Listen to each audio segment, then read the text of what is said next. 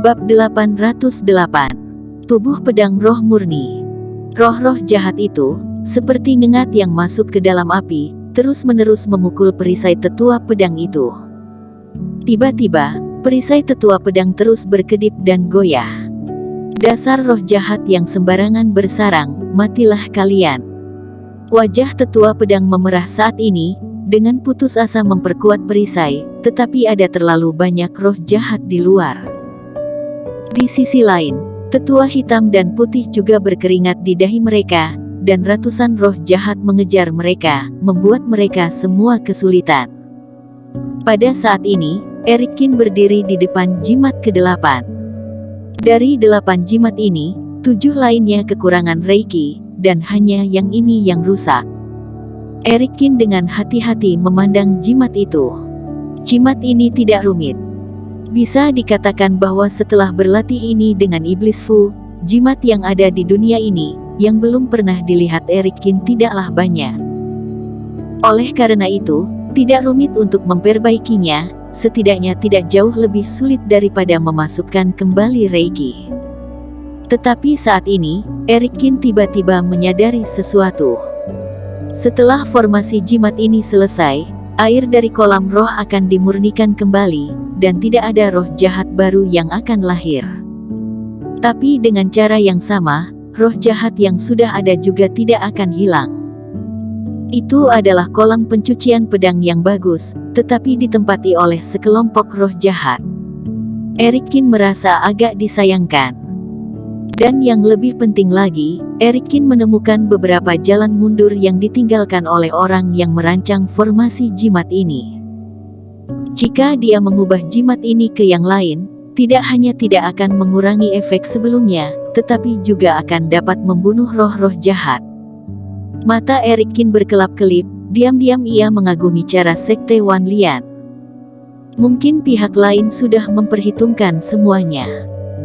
Pertanyaannya sekarang adalah membentuk kembali jimat baru dan membunuh semua roh jahat, atau dengan stabil menahan roh-roh jahat itu dan segera membentuk formasi. Erikin melihat ke arah tetua pedang, melewati kerohanian. Haha, nak, kamu menyuruhku untuk maju dan memotong segala hambatan yang ada. Kenapa sekarang malah kamu yang menjadi takut? Tetua pedang tertawa dan berkata, kamu tidak perlu mengkhawatirkanku, lakukanlah yang kamu mau. Bagaimanapun, orang tua ini sudah memiliki rencana untuk mati. Jika kamu ingin melakukannya, kamu harus melakukannya sampai tuntas. Sesepuh, aku sudah mengerti. Erikin mengangguk, matanya bersinar dengan penuh tekad. Dia menggerakkan telapak tangannya, dan jimat kuno ini langsung berubah menjadi abu terbang. Setelah itu, Erikin menutup matanya dan mengosongkan semuanya, kemudian seluruh Reiki beredar di tubuhnya, dan semuanya berkumpul di jari kanan.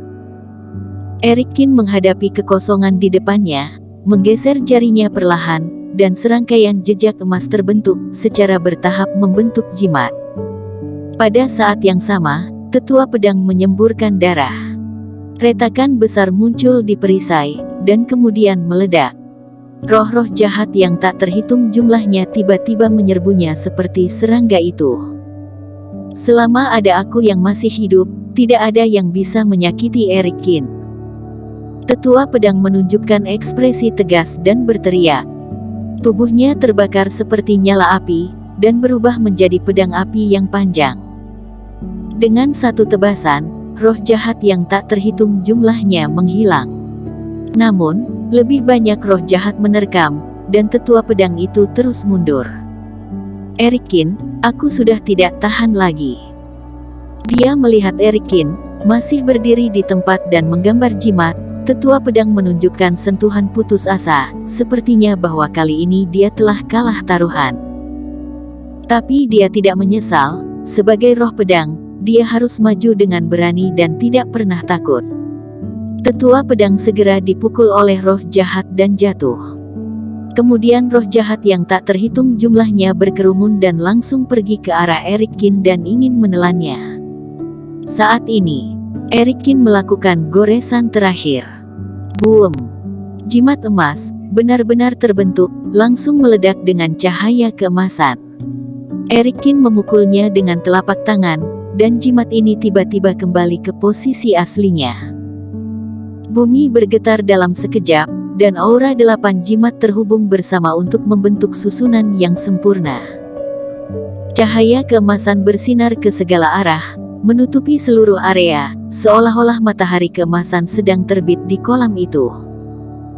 Saat cahaya ini menyebar, roh-roh jahat itu berteriak seketika, dan energi hitam menguap dari tubuh mereka, langsung berubah menjadi aura murni.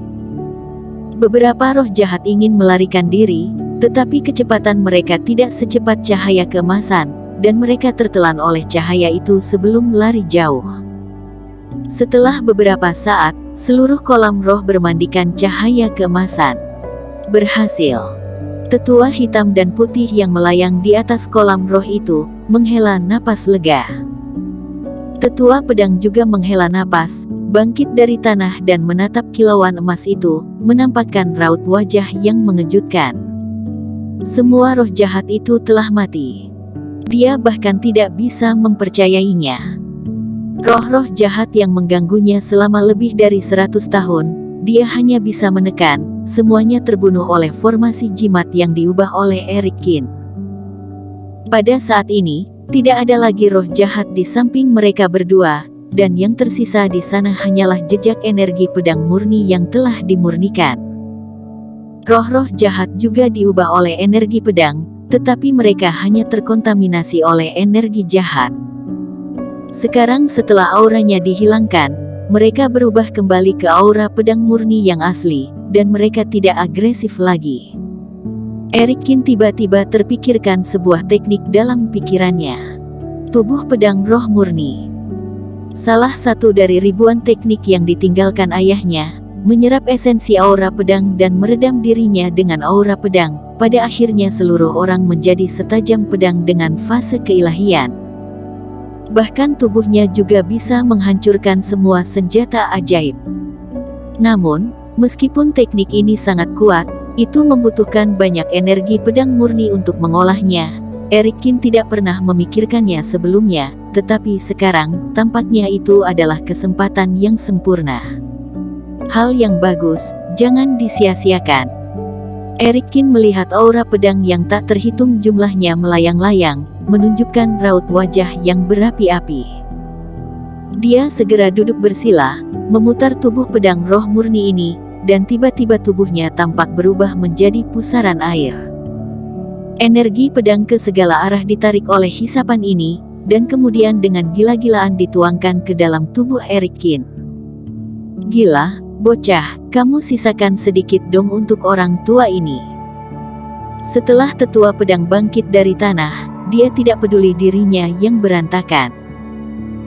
Melihat bahwa Erikin mengisap dengan sangat mantap, dia tidak bisa menahan diri, lalu duduk bersila di samping Erikin, dan mulai menyerap energi pedang.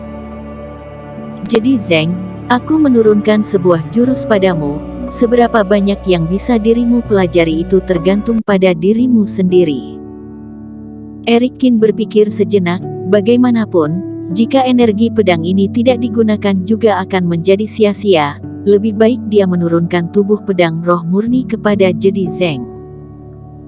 Jadi Zeng berjalan keluar dari kehampaan dan melihat ilmu penguat badan dan pemurnian tubuh ini, raut wajahnya sedikit berubah, dia memperhatikan dengan seksama beberapa saat, lalu duduk juga.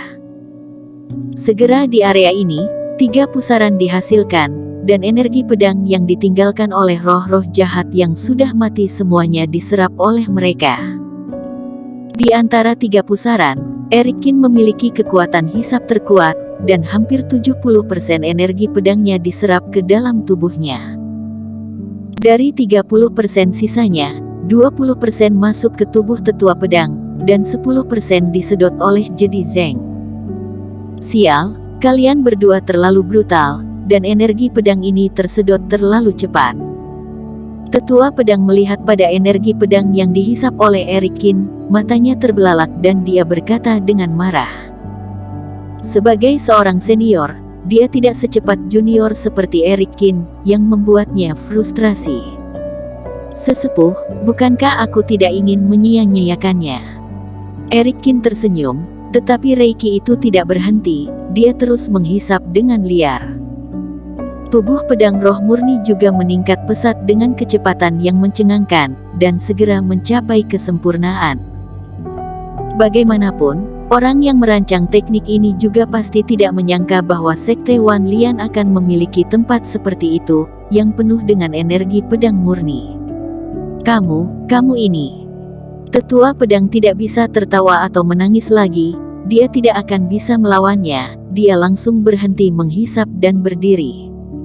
Bersambung. Terima kasih telah menonton video ini sampai akhir. Jangan lupa subscribe dan nantikan kisah episode selanjutnya hanya di Novel Story. Salam.